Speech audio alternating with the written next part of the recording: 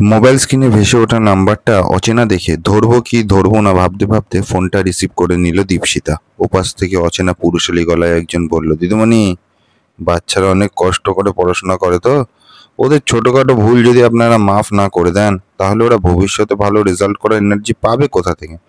দীপশিতা প্রশ্ন করে, কে বলছেন? ওপার থেকে শোনা গেল, আরে আমি সৌভিকের বাবা বলছি, ক্লাস 7-এর সৌভিক পাল।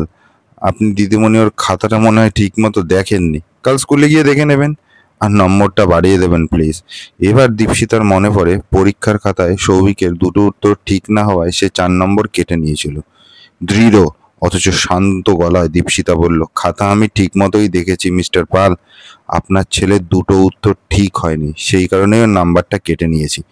আপনি এক কাজ করবেন, কাল ছুটির পর স্কুলে আসবেন, আমি বরং খাতা দেখিয়ে আপনাকে বুঝিয়ে দেব কেন নম্বরটা কাটা হয়েছে।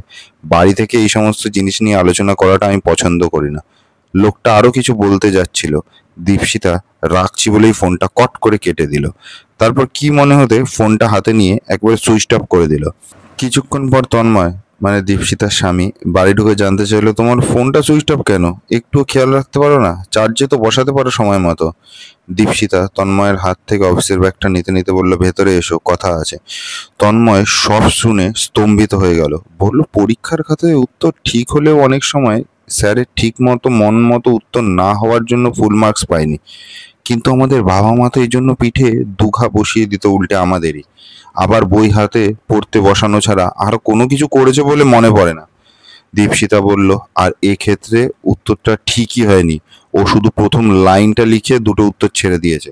পরের দিন সকালে অফিস যাওয়ার সময় রোজের মতো তন্ময় দীপশিতাকে স্কুলের গেটে নামাতে এসে দেখে দুটো ঢাউস ঢাউস গাড়ি দাঁড়িয়ে আছে। ব্যাপার স্যাপার দেখে ওর খুব একটা ভালো লাগলো না। বলল, যদি দেখো বেশি ঝামেলা বাড়ছে তাহলে ওই 4টে নম্বর দিয়ে ঝামেলা চুকিয়ে তাড়াতাড়ি নিরাপদে বাড়ি ফিরো। আর যাই হোক, ফোনটা সুইচ অফ করবে না কিন্তু, আমার চিন্তা হয়। দীপশিতা ব্যাগটা কাঁধে তুলে ধীর পদক্ষেপে স্কুলের ভেতর ঢুকে গেল। হেড মিস্ট্রেসের ঘরে যেতেই উনি কাঁদো কাঁদো স্বরে বললেন, দীপশিতা, মিস্টার পাল সকাল থেকে 3বার ফোন করেছেন, ওনার ছেলের ওই 4টে নম্বর যেন দিয়ে দেওয়া হয়। ঢোকার সময় দেখলাম বাইরে ওনার গাড়িও দাঁড়িয়ে আছে। দীপশিতা একটু অবাক হয়ে জিজ্ঞাসা করলো, কিন্তু আপনি এত ভয় পাচ্ছেন কেন দিদি? বাচ্চা ভুল করেছে, পরীক্ষার খাতার নম্বর কাটা গেছে, তার বাবাই বা এত সাহস পাচ্ছে কোথা থেকে যে আমাদের ফোন করে এই সামান্য বিষয় নিয়ে কথা বলছেন? হেডমিস্ট্রেস সুমনাদি চমকে উঠে বললেন, তুমি জানো না তাহলে? মিস্টার পাল যে সে লোক নয়, উনি আমাদের এলাকার অত্যন্ত প্রভাবশালী এক রাজনৈতিক দলের নেতা। বিষয়টা এইবার দীপশিতার কাছে পরিষ্কার হলো, এই কারণেই এত হম্বিতম্বি। সুমনাদিন তখন থেকেই বলে যাচ্ছে, যাকগে বাবা, তুমি টিচার্স রুমে গিয়ে খাতার বান্ডিল থেকে ওর খাতাটা বের করে ওকে 4টে নম্বর দিয়ে এ যাত্রায় রক্ষা করো। দীপশিতার চোয়াল ধীরে ধীরে শক্ত হয়ে উঠল। বলল, আমি একটা নম্বরও ওকে বাড়াবো না। ও যদি লিখতো, আমার যদি খাতা দেখায় ভুল থাকতো, আমি অবশ্যই নম্বর বাড়িয়ে দিতাম, কিন্তু যে লেখেনি তার বাবার হুমকির কাছে মাথা নুইয়ে আমি নম্বর দেব না। সুমনাদি মাথা ধরে চেয়ারে বসে পড়ল। ততক্ষণে অন্য টিচাররা স্কুলে এসে গেছে। দু একজন ছাড়া বেশিরভাগই ঝামেলা মিটিয়ে নেওয়ার পক্ষে বলছে। শুধু ঋতুপর্ণা বলল, ঠিক এইভাবে গত বছর আমার ওপর চাপ দিয়ে অঙ্ক আর সায়েন্সের নম্বর বাড়িয়ে সৌভিকের বাবা সৌভিকের জন্য ফার্স্ট প্রাইজটা তুলে নিয়েছিল। দীপশিতা সুমনাদের দিকে ফিরে বলল, আপনি একবারও কি শক্ত হাতে হালটা ধরতে পারবেন না? সুমনাদি মিনমিন করে বলল, আমার আর কতই বা ক্ষমতা। ঠিক সেই সময় ওদের স্কুলের ক্লার্ক রাজীবের গলা শোনা গেল। সে প্রায় বিগলিত চিত্তে হেডমিস্ট্রেসের ঘরের দরজার পর্দা সরিয়ে দিদি, সৌভিকের বাবা এসেছে। দীপশিতা ঘুরে রাজীবকে বলল, স্কুল শুরুর সময় গার্জিয়ানের সঙ্গে আবার কে দেখা করে?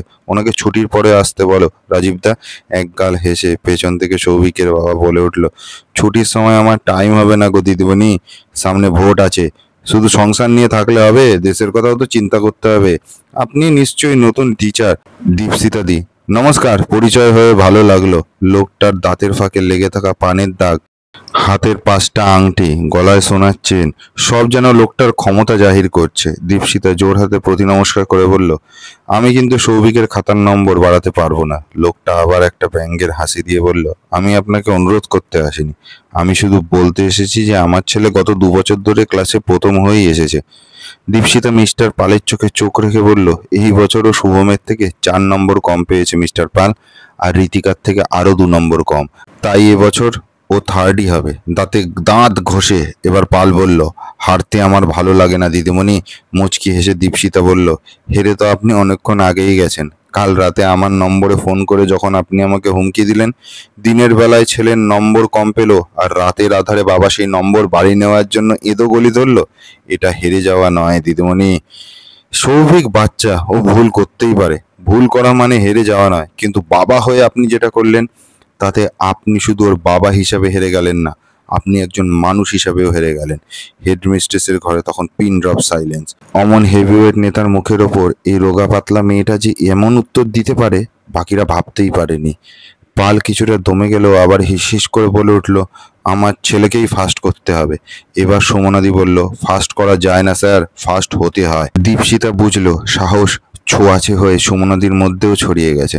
পালের দিকে তাকিয়ে দীপশিতা বলল, ছেলেকে কি শেখাচ্ছেন মিস্টার পাল? গায়ের জোরে সবকিছু কিনে আনা যায়? এই ফার্স্ট প্রাইজ যখন নিয়ে গিয়ে আপনার বাড়ির শোকেসে রাখবেন, তখন ওটা যতবার দেখবেন, আপনার কি একবারও মনে হবে না যে আমাদের ওপর চাপ সৃষ্টি করে এই প্রাইজটা আপনি তুলে নিয়ে গিয়েছিলেন? যতবার ওটা দেখবেন, ততবারই আপনি হারবেন। তার থেকে ছেলেকে বোঝান যে আরেকটু ভালো করে পড়াশোনা করে নিখুঁত উত্তর যেন লিখতে পারে। সৌভিক পড়াশোনায় কিন্তু ভালো মিস্টার পাল, ওকে বড় হওয়ার জন্য এই অন্যায় গলিটা চেনাবেন না। তারপর সুমনাদের দিকে তাকিয়ে বলল, দিদি, প্রেয়ারের টাইম হয়ে গেছে। পালের অত বড় চেহারাটা একরকম উপেক্ষা করেই সমস্ত টিচাররা একে একে বেরিয়ে স্কুলের মাঠের দিকে চলে গেলেন। ফাঁকা ঘরে রাজীবের দিকে তাকিয়ে পাল বলল, এইসব ছোটখাটো ব্যাপার গায়ে মাখলে চলে না, বুঝলে হে? সামনে ভোট আছে, ব্যক্তিগত ব্যাপার নিয়ে বেশি চিন্তা করা যাবে না। ভাগ্যিস একাই এসেছিলাম, নইলে আজ প্রেস্টিজের পুরো গ্যামাক্সিন পড়ে যেত। রাজীব মনে মনে বলল, এত দিনে চোখের মুখে নুন পড়েছে, বেশ হয়েছে। স্কুলের বারান্দা দিয়ে জুতোর শব্দ তুলে স্কুলের গেটের দিকে এগিয়ে গেল মিস্টার পান। স্কুলের বাচ্চারা তখন কচি কচি গলায় সুর তুলেছে, জনগণ মন অধি। প্রেয়ারের লাইনে দাঁড়িয়ে দীপশিতার দিকে তাকিয়ে সুমনাদির মনে হলো, শ্যামলা মেয়েটা ভাগ্যিস স্কুলে এসেছিল, নয়তো তিনিও তো হেরে যাওয়াটাই অভ্যাস করে নিচ্ছিলেন।